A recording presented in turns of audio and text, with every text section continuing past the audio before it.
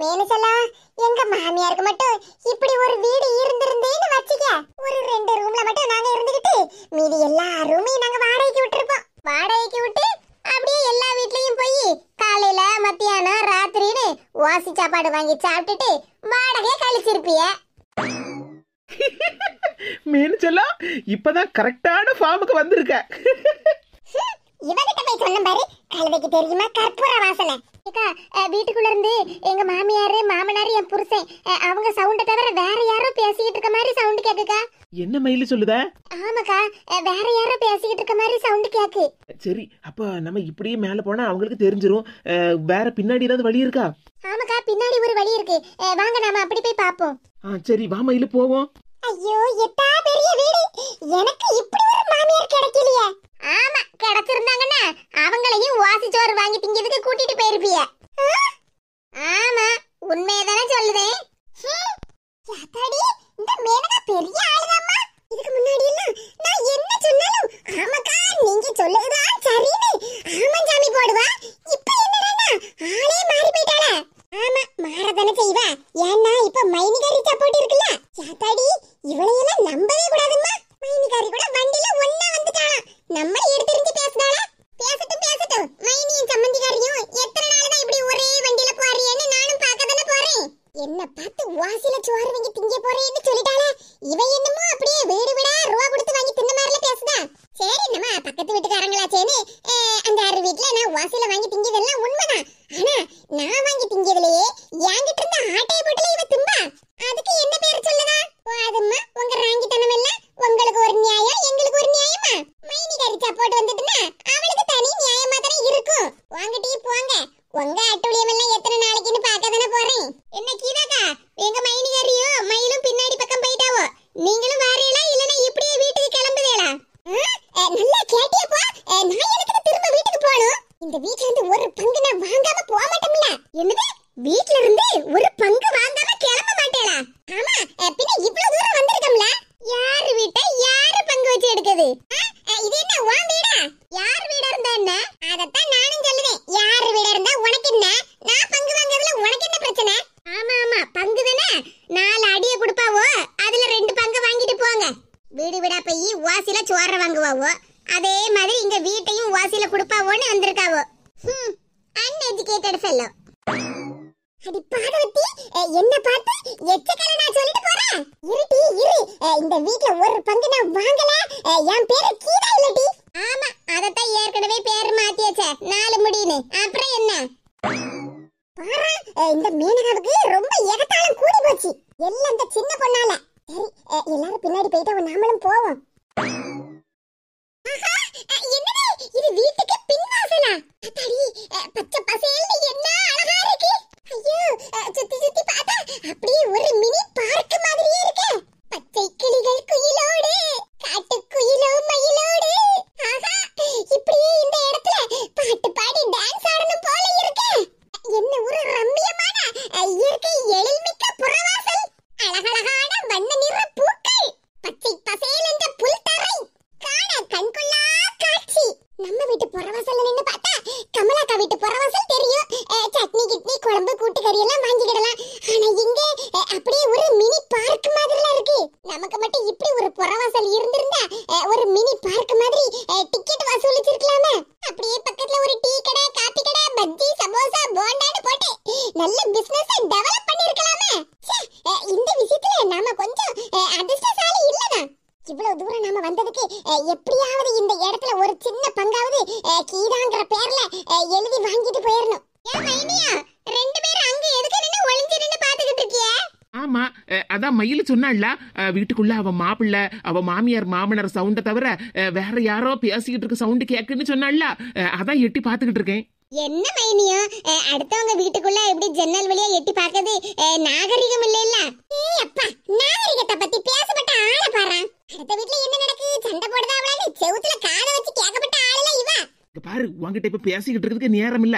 வந்த வேலையை பார்க்கணும், மயிலு வாழ்க்கைய சரி பண்ணணும். சரி மைனியா, நீங்க என்ன பண்ணாலும் கரெக்டா தான் இருக்கும். நானும் வேணா வந்து எட்டி பாக்கேன். அப்பதானே மயிலு வாழ்க்கைய நாம சரி பண்ண முடியும்.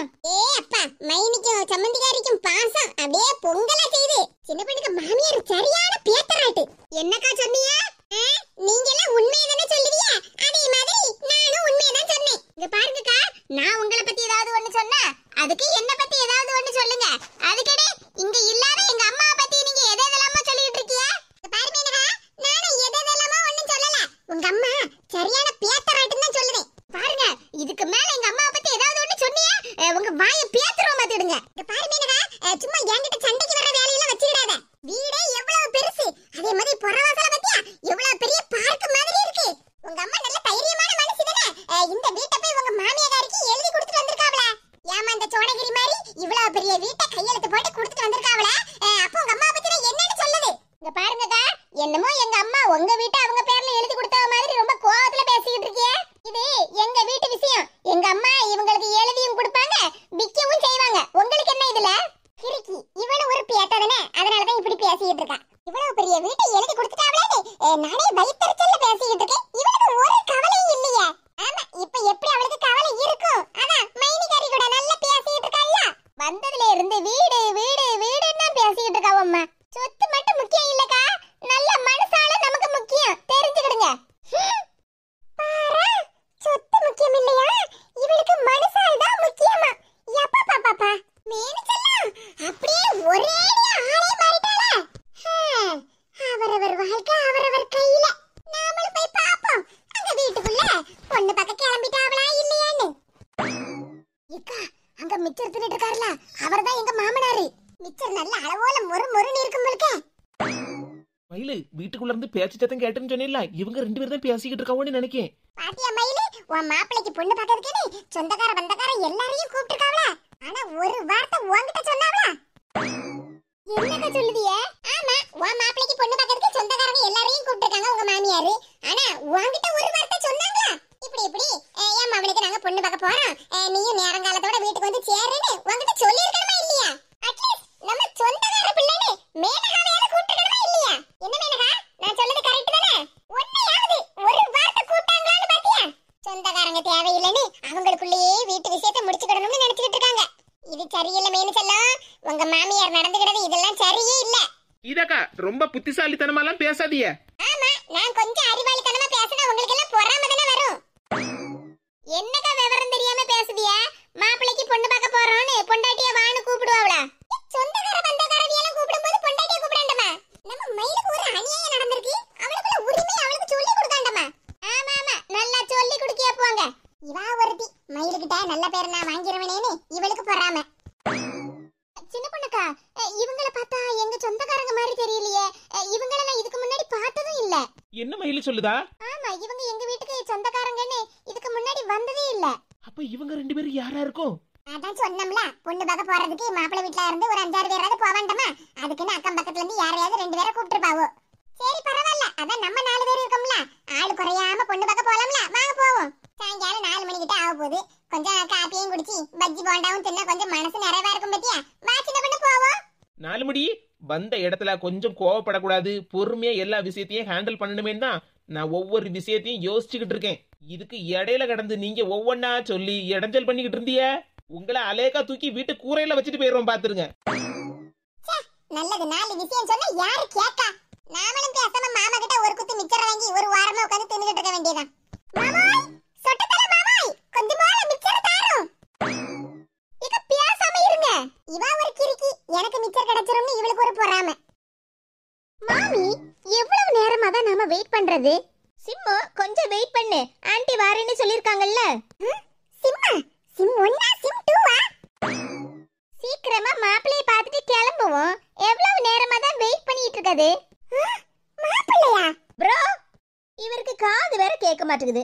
ஏய் மிச்சர் திங்கற ப்ரோ. மாமா பார்த்து மிச்சர் திங்கற ப்ரோன்னு கூப்பிடுறாங்க.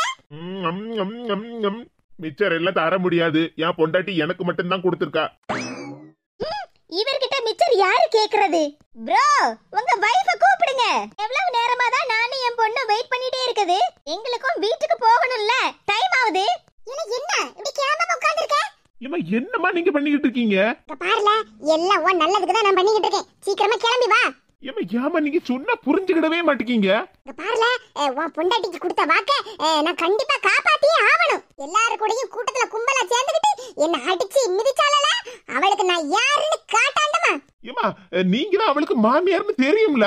ஏ கூறுகிட்ட குப்பை, நீ வாழ பேசாம. உங்க அப்பாவுக்கு கையில மிச்சர கிண்ணத்தை கொடுத்துட்டு வந்திருக்கேன். அவர் பாட்டுக்கு தின்னுகிட்டு இருக்காரு. மிச்சர் தீந்துட்டுன்னு வச்சுக்க, எதையாவது பேசிக்கிட்டே இருப்பாரு. வாழ போவோம். ஏமா எனக்கு இதுல விருப்பமே இல்லம்மா. இப்ப பாக்க போற பொண்ணு பிடிக்கலன்னு சொல்லுல, வேற பொண்ணு பாத்துக்கிடலாம். முதல்ல சட்டுப்பட்டுன்னு கிளம்பி வாழ, நல்ல நேரம் முடிய போகுதுல. அப்பனுக்கு மவனுக்கு எத்தனை நேரம் புத்தி சொன்னாலும் காதுல உரைக்காது. அந்த மனுஷ வேற திங்கப்பட்ட மிச்சர் சீக்கிரமா தீந்துடக்கூடாது. கூட கொஞ்சம் எடுத்துட்டு போவோம். ஏமா மயில இன்னும் வரலமா? மயிலுகிட்ட ஒரு வார்த்தை சொன்னியாமா? ஆமா, தெருல இருக்கப்பட்ட எல்லார்கிட்டயும் சொல்லிட்டு வாரேன். வாழ முதல்ல. எம்மா மாமி, நம்ம டாடியும் கூட்டிட்டு வந்திருக்கலாம். இங்க ஃப்ரீயா மிச்சர் கிடைக்குதுல்ல, அவரும் சாப்பிட்டுட்டு இருந்திருப்பாருல்ல. பேசாம இருட்டி, நானே அந்த வயித்தறிச்சல்ல தான் இருக்கேன். மிச்சர் விக்க விலைக்கு உங்க அப்பனை கூட்டிட்டு வந்திருந்தோம்னா ஒரு 1/2 கிலோ மிச்சரை வாசில தின்னுருப்பாரு. ஒரே காமெடியா இருக்கு இவங்க பேசுறது. அப்பாடா, மிச்சர் இன்னும் குறையல. சவுண்ட் சரோஜா, நாங்க எவ்வளவு நேரமா வெயிட் பண்றது? அனுஸ், கொஞ்சம் வெயிட் பண்ணுங்க, இப்போ என் பையன் வந்துருவான். சவுண்ட் சரோஜா, அனுஷ்கான்னு ஃபுல்லா என் பேரை சொல்லி கூப்பிடு. அனுஷ்காவா?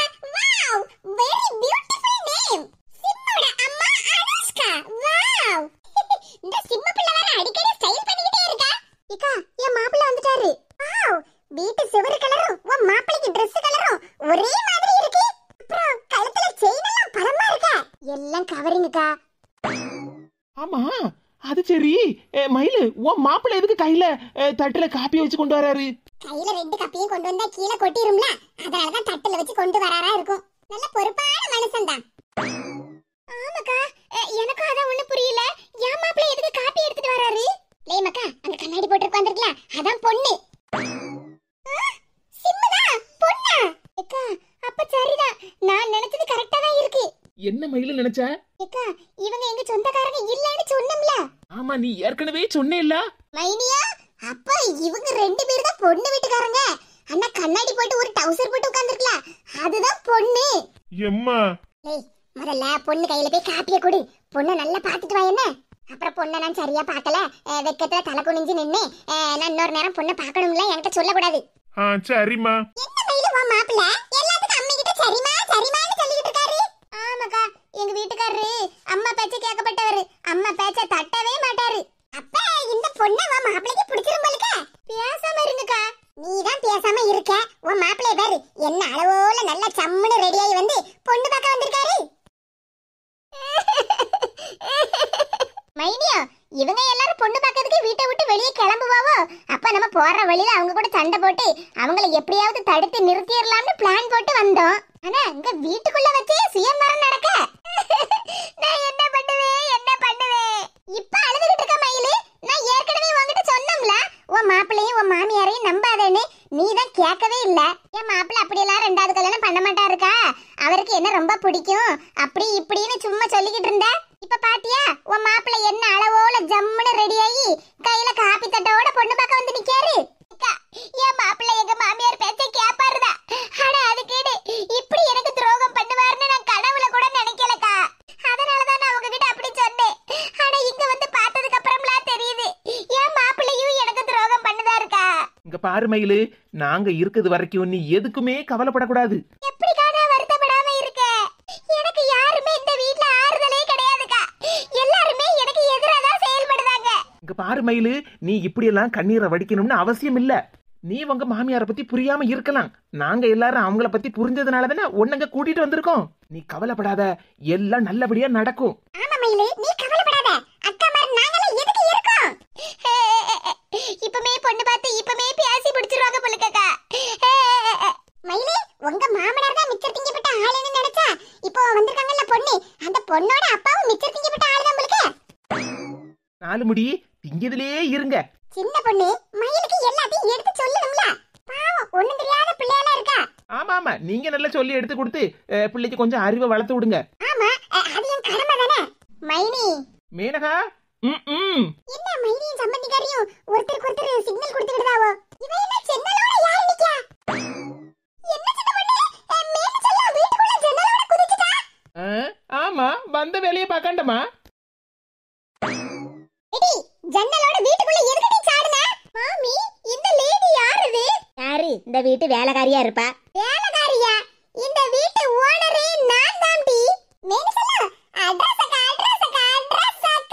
காப்பி ஆறதுக்குள்ள காப்பிய குடிச்சிட்டு ரெண்டு பேரும் வீட்டை விட்டு கிளம்புங்க. அடியே, யார கேட்டு நீ ஜன்னலோட குதிச்சு வீட்டுக்குள்ள வந்த? வெளிய போடி பிச்சைக்காரி. சின்ன பொண்ணே, நாமளும் வீட்டுக்குள்ள போறதுக்கு நேரம் வந்துச்சு. வா போவோம். சவுண்ட் சரோஜா, என்ன நடக்கீங்க? இந்த பிள்ளை யாரு? இவ எதுக்கு